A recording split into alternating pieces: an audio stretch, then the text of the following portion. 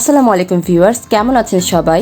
আশা করছি ভালো আছেন। চলে এলাম আরেকটি নতুন ভিডিও নিয়ে। আজকের ভিডিওটি যদি ভালো লেগে থাকে ভিউয়ার্স, তবে আমার আজকের এই ভিডিওটিতে অবশ্যই একটি লাইক দিয়ে দিবেন এবং প্লিজ প্লিজ প্লিজ সাবস্ক্রাইব করে দিবেন।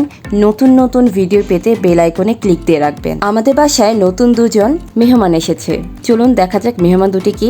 ঠিক ধরেছেন, ককেটেল পাখি।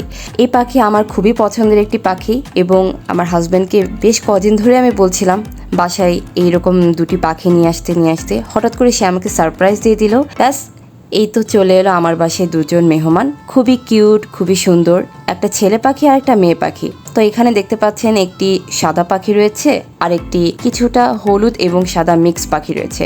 এখানে সাদা পাখিটি হচ্ছে ছেলে পাখি আর কিছুটা হলুদ পাখি সেটি হচ্ছে মেয়ে পাখি। বাংলায় আমরা এই পাখিকে বলি কাকাতুয়া পাখি। আপনাদের বাসায় কার কার এই ধরনের পাখি রয়েছে অবশ্যই কিন্তু কমেন্ট করে জানাবেন। আর আপনাদের কার কার এই পাখিটি খুব পছন্দের একটি পাখি অবশ্যই কমেন্ট করে জানাবেন। এই পাখিদের সবচেয়ে যে জিনিসটি আমার ভালো লাগে তা হচ্ছে পাখিদের ঝুঁটি এবং দুই গালে কমলা রঙের ব্লাশন। আমি যেটা লক্ষ্য করলাম, এই কাকাতুয়া বা ককেটেল পাখি খুবই বেশি ভীতু, কাছে গেলেই খুব কাঁপাকাঁপি শুরু করে এবং খুব ভয় পায়।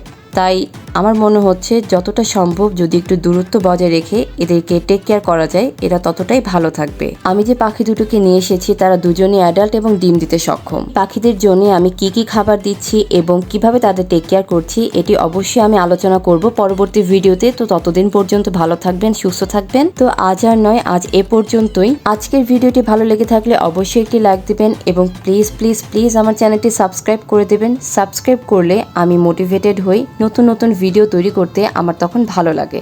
তো গাইজ, আজকে এই পর্যন্ত। ভালো থাকবেন, সুস্থ থাকবেন। আসসালামু আলাইকুম।